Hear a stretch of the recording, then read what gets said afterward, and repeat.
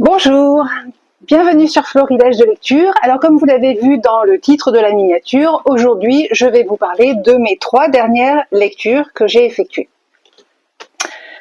Soit dit en passant, munissez-vous d'une boîte de mouchoirs si vous voulez lire ces bouquins, parce que je pense que vous n'en sortirez pas indemne.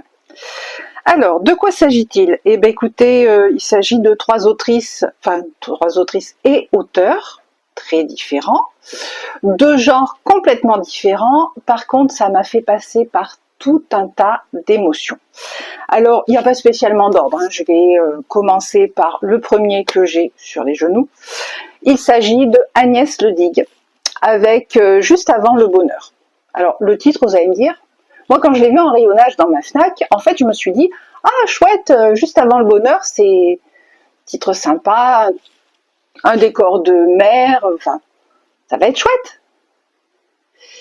Oui, mais non, en fait. Non, non. Et j'ai lu la 4e de couverture. Alors, elle est très courte, je vais vous la lire. Cela fait longtemps que Julie ne croit plus aux contes de fées. Caissière dans un supermarché, elle élève seule son petit Lulu, unique rayon de soleil d'une vie difficile. Pourtant, un jour, particulièrement sombre, le destin lui tend la main. Moi, je me suis dit, chouette, on va aller vers quelque chose de sympa, de rayonnant, de lumineux. Et puis, bon, je dois bien l'avouer, le côté caissière désabusée, ça m'a énormément parlé, ça m'a énormément touchée, parce que pour tout vous dire, je suis caissière. Donc, je me suis dit, qu'est-ce que l'autrice va faire avec ça? J'étais intriguée, je voulais découvrir, et puis je me suis dit, allez, elle va nous embarquer dans une histoire rayonnante. Et ben en fait, pas vraiment. Non. Au départ, c'est vrai que Julie est accostée par un monsieur d'un certain âge. Enfin, elle n'est pas accostée, disons qu'il passe à sa caisse. Et ils échangent quelques mots, puis il l'invite en fait à manger. Alors là, j'ai levé les yeux au ciel parce que je me suis dit, un client qui invite une caissière à manger, certes à la rigueur, ça peut exister, mais la caissière qui accepte, bon, je me suis dit, bon, Julie, elle est jeune, elle a 20 ans, ok, d'accord, ça passe. Et puis les voilà partis en vacances pour la Bretagne, si je ne m'abuse, avec donc le fils de Julie, et ils doivent rejoindre le fils du monsieur en question. Je me rappelle plus son nom au passage. Bon, faut dire que depuis j'ai lu 2-3 bouquins en plus, donc forcément ça aide pas. Le fils du monsieur s'appelle Jérôme, si je me rappelle bien, il est médecin, et il est un peu en dépression parce qu'en fait sa femme est décédée, elle s'est suicidée.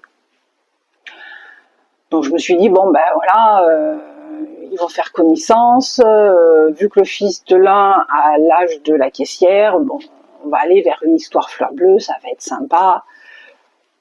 Pas du tout, mais alors pas du tout. Je me suis plantée sur toute la ligne. En fait, ils passent d'agréables moments de vacances en Bretagne et puis ils rentrent. Et sur le chemin du retour, alors attention, spoiler alerte, je vous préviens, moi là par contre je vous spoil. Si vous voulez pas, vous stoppez la vidéo là, puis vous allez lire cette petite pépite. En fait, sur le trajet du retour, il y a un chauffard sur l'autoroute en sens inverse qui percute la voiture. Et le seul, donc Jérôme, le médecin, est hospitalisé parce que lui, il a sa jambe en vrac, il a voilà. Par contre, le plus atteint, c'est le petit garçon, Lulu, et au point que dans l'histoire, ils vont le faire décéder, et en fait, l'autrice nous narre le comment survivre à un tel deuil. Qu'est-ce qu'on fait après? Qu'est-ce qui se passe après? C'était pas du tout ce à quoi je m'attendais, mais je suis allée au bout de la lecture, je sais pas, les personnages m'ont touchée. Je saurais pas vous expliquer quoi ou qu'est-ce, mais il s'est passé un truc et j'ai pas pu lâcher les protagonistes. Il a fallu que j'aille au bout de l'histoire pour savoir où l'autrice voulait nous emmener, où est-ce qu'elle voulait nous déposer. Et alors, pour moi, c'était pas un coup de cœur, mais ça a été une très très belle découverte parce que j'étais partie dans un roman feel good, très sympa, très fleur bleue, très léger. Et en fait, j'ai eu droit à un roman très poignant, très prenant, mais ô combien intéressant, quoi. Franchement, moi j'ai jamais lu de livre comme ça. Et il me semble, alors j'ai pas vécu un tel drame, hein, mais je dirais pas que j'ai personne dans mon entourage parce que bon, bref. Mais je trouve ça très intéressant parce que effectivement, ça peut aider certaines personnes. Donc, mais prenez une boîte de mouchoirs parce que c'est pas facile. Même si le livre est tout petit, il n'est pas pour autant très léger en termes d'émotion. Ensuite, sur une note un tantinet plus légère, hier quand même, hein, j'ai lu... Oh, ils sont tous les deux, il m'en reste deux dans les bras, ils sont tous les deux à égalité. Alors, on va parler de Marie Vareille avec le syndrome du spaghetti. Vous savez, si vous me suivez sur cette chaîne, que Marie Vareille, c'est mon autrice préférée. C'est une autrice inclassable. Franchement, elle est formidable dans tous les styles, puisque moi, je l'ai lu en romance, en feel good, en young adulte, en dystopie, puisque j'ai lu la saga Elia la passeuse d'âme, et là, bon, c'est un petit bouquin, hein, on n'est même pas à 300 pages, il me semble, ou à peine 310, allez. On est à 310 pages, je me suis dit, bon, le syndrome du spaghetti, ça va le faire, quoi. Alors déjà, d'entrée de jeu, Léa, la protagoniste principale, qui est une jeune fille de 16-17 ans, c'est une grande joueuse de basket. Alors là, quand j'ai commencé le roman, je me suis dit, mais dans quoi je m'embarque? Parce que moi, le basket, autant vous dire qu'on est à des années-lumière. Le basket, il est sur Jupiter, et puis moi, je suis sur la Lune, quoi, vous voyez. Et en fait, Marie Vareille, elle m'a embarquée, quoi. Parce que on démarre sur les chapeaux de roue, puisque Léa est emmenée par son papa chez le médecin, parce que sa maman veut absolument qu'elle prenne la pilule. Alors on comprend un petit peu plus avant dans le livre pourquoi. C'est tout simplement parce que ses parents l'ont eu très jeune et que donc ils veulent éviter que cela ne se reproduise, tout simplement. Et puis les dialogues entre les personnages et le lien entre Léa et son papa sont d'une intensité folle. Et très rapidement survient le drame, parce que oui, dans un tout petit bouquin comme ça, il y a un drame, c'est que Léa perd son papa. Il est jeune, hein, il a 36 ans son papa, mais il fait une crise cardiaque. Et ensuite, elle va devoir avec sa sœur, puisqu'elle a une petite sœur, avec sa sœur et sa maman, aller faire toute une batterie d'examens, donc ils vont faire des prises de sang à l'hôpital. Ce roman m'a parlé déjà pour le lien père-fille, puisque moi j'avais un lien très fusionnel avec mon papa, et ça m'a d'autant plus touchée que j'ai perdu mon papa. Alors pas à l'âge de Léa, hein, moi j'avais 25 ans, mais je l'ai perdu aussi subitement que Léa a perdu son papa, puisque Léa c'est une crise cardiaque que fait son papa, et moi il a fait un anévrisme. Par contre, je me suis énormément reconnue dans le roman, puisque moi aussi j'ai dû passer toute une batterie d'examens, puisqu'il y a une possibilité que les anévrismes soient héréditaires, donc il a fallu que je passe des échographies, enfin tout genre de trucs. Donc le passage à l'hôpital où elle doit passer toute une batterie d'examens, elle doit faire des prises de sang, ils savent pas trop, ils sont dans l'attente, enfin, vraiment ça m'a profondément touchée. Et puis bon, elle est on va dire dans une adolescence un peu révoltée suite à tout le chamboulement qui lui arrive. Et la fin est, on va dire, un petit peu plus joyeuse que le précédent, hein, puisqu'elle continue sa scolarité, elle continue son parcours. Alors évidemment, il y a des choses qu'elle va plus pouvoir faire, mais vous le découvrirez dans le bouquin, je ne vais pas non plus trop vous spoiler. Par contre, là, pour le coup, moi j'ai eu besoin de mouchoirs. Bon, peut-être parce que l'histoire de la protagoniste me touchait d'un peu trop près, mais c'est une pépite, quoi. C'est un tout petit bouquin, mais c'est une pépite à l'état pur. Franchement, allez-y. Mais là, pour le coup, prenez vraiment la boîte de mouchoirs. Elle vous sera très, très, très, très utile, franchement. Donc voilà. Si vous voulez lire une histoire poignante, touchante, émouvante et avoir un happy end, si ça peut vous soulager, allez-y, foncez. Parce que franchement, la famille de Léa, ses amis, son entourage et tout ce qui lui arrive, voilà, je suis passée pareil, par tous les états possibles et imaginables et j'ai adoré ma lecture. C'est l'un de mes coups de cœur de cette année 2026. Ensuite, le dernier, mais qui est lui aussi un coup de cœur. Ouais, voilà, j'ai enchaîné les coups de cœur les uns derrière les autres. C'est celui-ci, Cet instant-là de Douglas Kennedy. Alors, le livre, pour la petite histoire, est en piteux état, comme vous pouvez un peu le constater. C'est pas ma faute. Je suis trop respectueuse des livres, c'est pas moi. Je l'ai tout simplement trouvé d'occasion à 2 €. Voilà. Et j'aime bien Douglas Kennedy. J'ai déjà lu de lui. Je sais plus le titre. C'est une histoire de. Il y a symphonie dans le titre. C'est une trilogie. Pareil, une histoire d'une jeune fille et de sa famille, parce que j'aime bien les histoires de famille. Là, j'ai lu la 4e de couverture et puis je me suis dit, pourquoi pas. Alors la 4e de couverture, c'est quoi?